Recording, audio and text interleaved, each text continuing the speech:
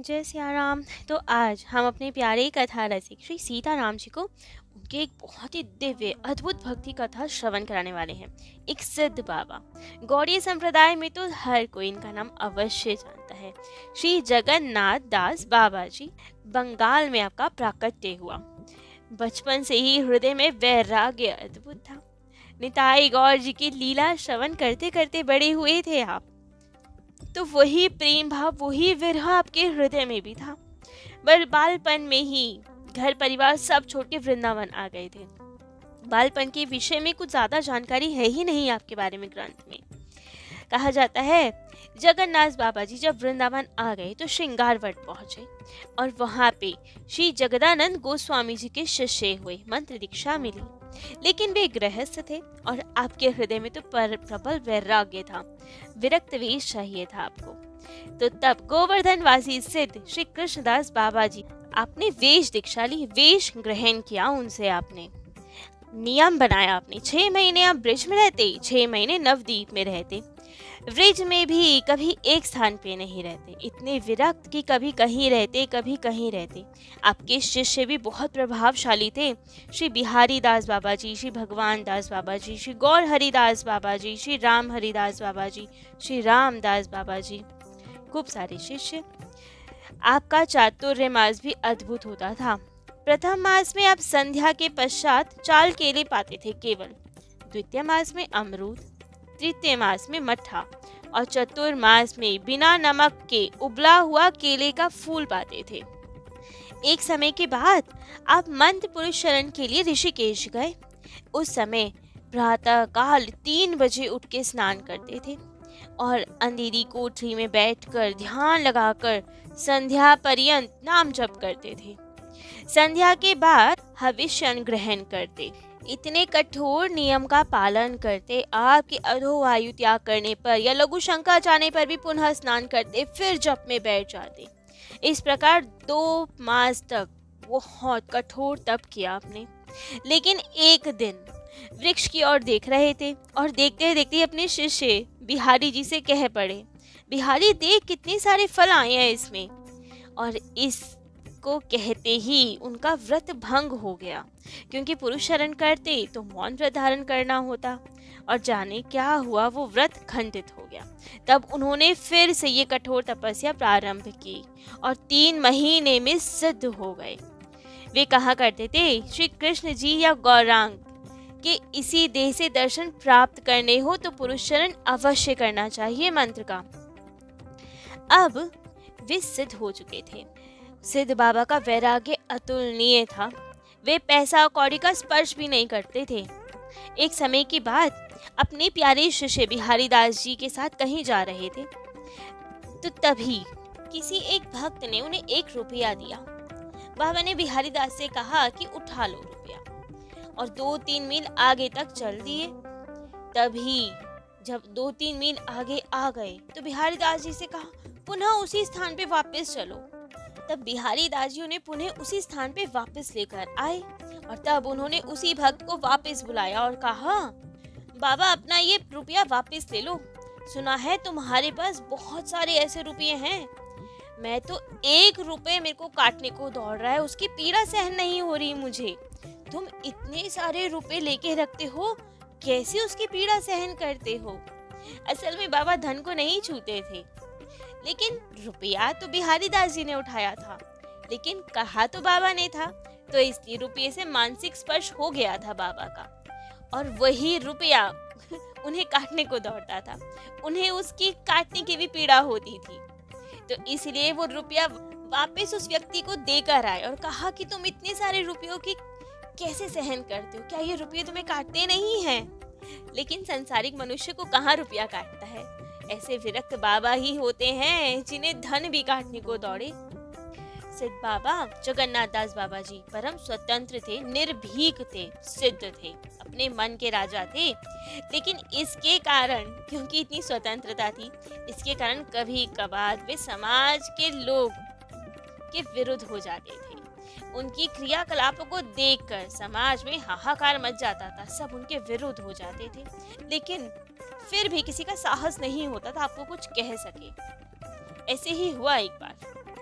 एक बार जब काले बाबू की कुंज में वे रहते थे, तब एक भंगी आया कुंज में रोटी मांगने। लेकिन बाबा ने उसी से कह दिया, अरे मुझे बहुत भूख लगी है, एक रोटी दे जा। अब उस भंगी ने कहा, अरे बाबा ये कैसी बात कर रहे हो आप, मैं तो भंगी हूँ। तब बाबा ने कहा, अरे मैं भूखा हूँ, देगा नहीं क्या मुझे रोटी। रुष्ट होके उसे कहने लगे, आग्रह करने लगे उससे। और अब बाबा का आग्रह देखकर भंगी ने उन्हें रोटी दे दी और बाबा ने खा भी ली।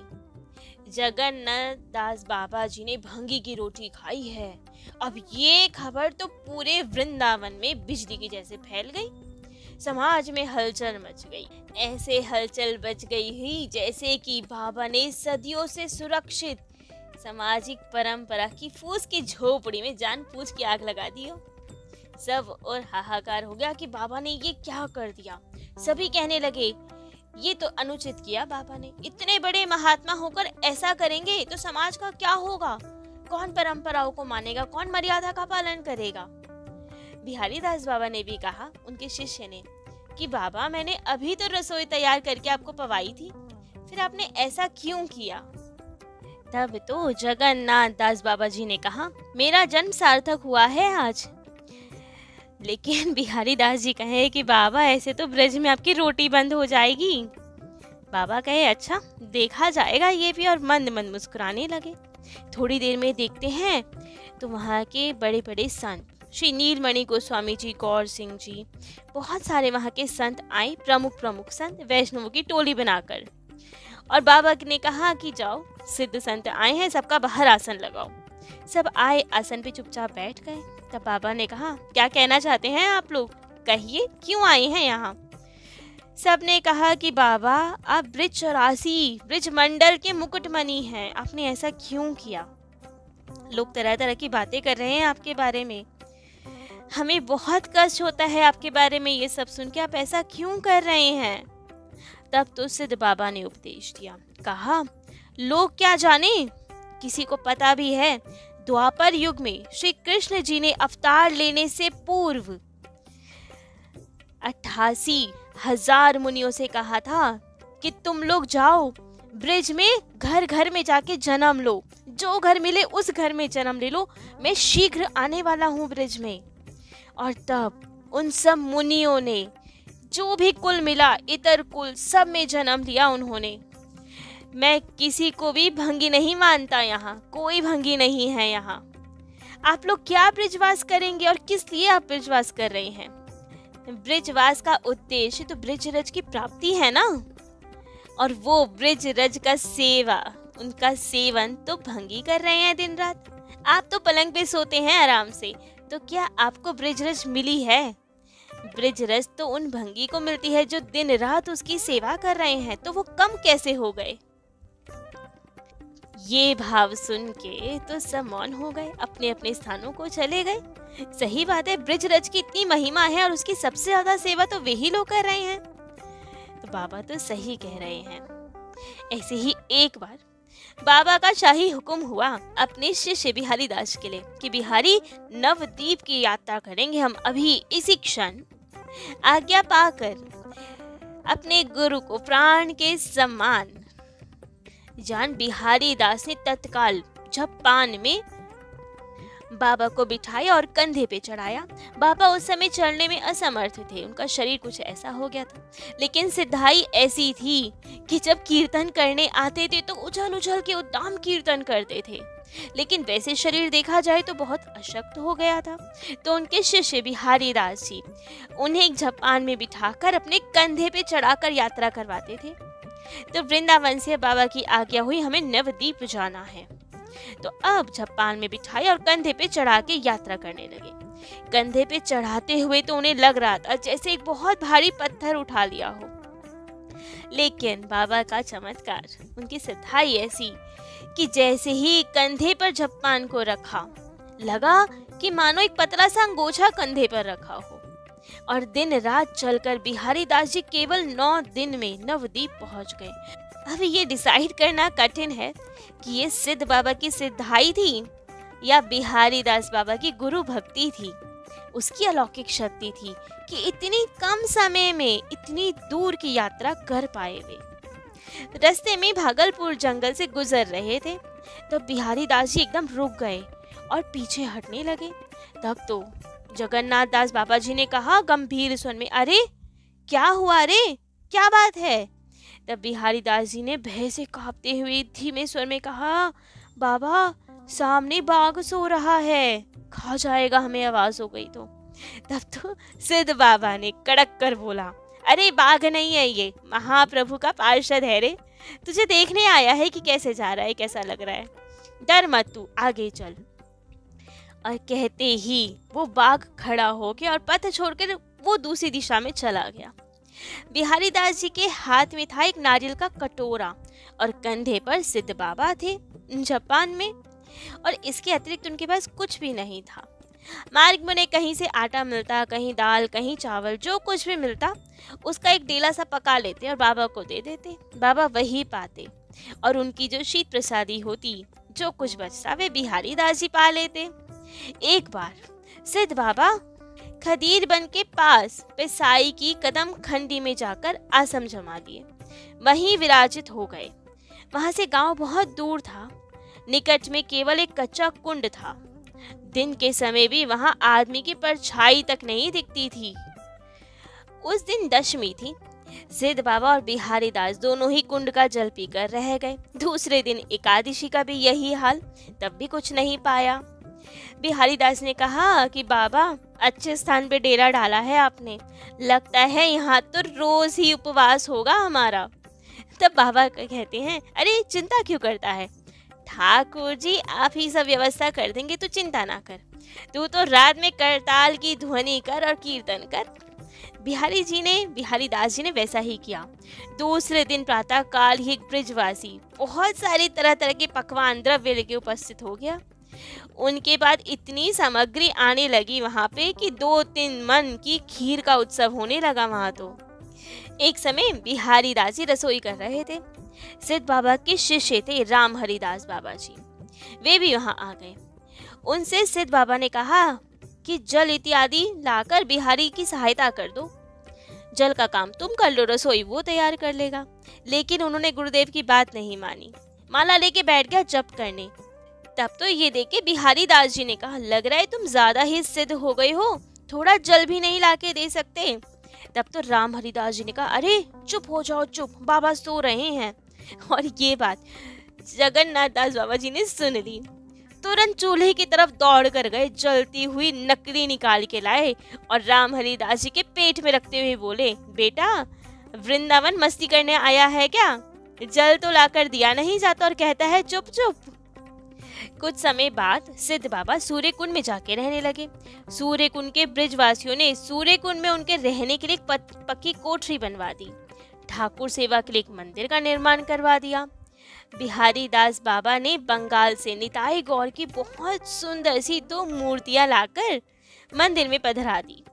अब मूर्तियों में बहुत सुंदर आभा थी, सोने के जैसे चमकती थी वो मूर्तियां। अद्भुत आभा वाले थे वे श्री विग्रह निताई गौर जी के। लेकिन यही संकट का कारण बन गया। अब उन निताई गौर जी को सच में स्वर्ण का समझकर एक दिन डकैतों के दल ने मंदिर पे हमला कर दिया। सिद्ध बाबा के पास जाके बोले, जो धन संपत्ति निकालो बाहर। अब बाबा बोले, अरे मेरे पास क्या रखा है, मैं तो सेवक हूँ, मालिक तो भीतर बैठे हैं, जाओ उन्हीं से मांग लो। और अब तो वे आ गए ठाकुर जी के पास, मंदिर के भीतर आ गए। वहां जो कुछ हाथ लगा सब उठा लिया। ठाकुर जी भी कम्बल में बांध के ले जाने लगे, क्योंकि उन्हें तो स्वर्ण के लग रहे थे ना, उन्हें कौन सा ठाकुर दिख रहे थे वे। लेकिन जाते समय ठाकुर जी की ऐसी लीला भई, दरवाजे की चौखट से माथा टकरा गया और डाकू और ठाकुर जी दोनों ही भूमि पे गिर गए, मूर्छित हो गए। अब जब तक होश आया तब तक तो सवेरा हो गया और अब डर के मारे वो डाकू सब कुछ छोड़कर द्रव्य आदि लेकर केवल भाग गए वहां से। अब सिद्ध बाबा ने बिहारी दास जी से कहा, इन ठाकुर जी को तो वृंदावन में ही किसी को दे आओ। उन्होंने कहा कि सोने जैसे प्रतीत होते हैं ठाकुर, बेकार चोर आते रहेंगे, भजन में बाधा डालेंगे, तो इसीलिए इन्हें तो वृंदावन में किसी को दे आओ। अब बिहारी दास जी तो आज्ञाकारी, उन्होंने ऐसे ही किया। वृंदावन में ले गए उन्हें ठाकुर जी को 2000 रुपए के साथ मालदेह जिले के गैसपुर में माँ गोस्वामी जी को वो ठाकुर जी दे आए।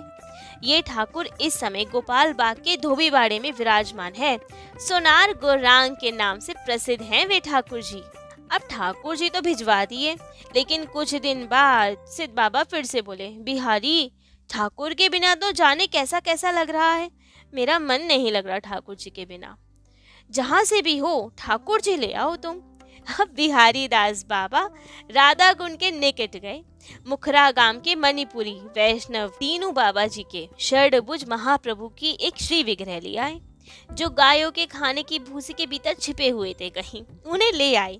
अब उनका रंगा अंगादी थोड़ा खराब हो गया था, तो अंगराग करवाया और खूब सुंदर अब ठाकुर जी लगने लगे, और फिर से लाके बाबा की कुटिया में मंदिर में पधरा दिए। अब तो सिद्ध बाबा बड़े प्रसन्न, खूब आनंद से अब ठाकुर सेवा चले। लेकिन फिर से 10 वर्ष तक तो उन ठाकुर जी की सेवा की बाबा ने, और फिर उसके बाद एक दिन बोले, बिहारी ठाकुर जी को वृंदावन में फिर से किसी को दे आओ, मैं तो अब नवद्वीप जाऊंगा। मेरी हार्दिक इच्छा है कि ये देह अब गौर के चरणारविंदों में समर्पित कर दूं। तो अब कैसी रहती है बाबा की वापस से नवद्वीप की यात्रा, ये सब हम अपने प्यारे कथा रसिक श्री सीताराम जी को कल श्रवण कराएंगे। आज के लिए इतना ही। जय जय श्री सीताराम।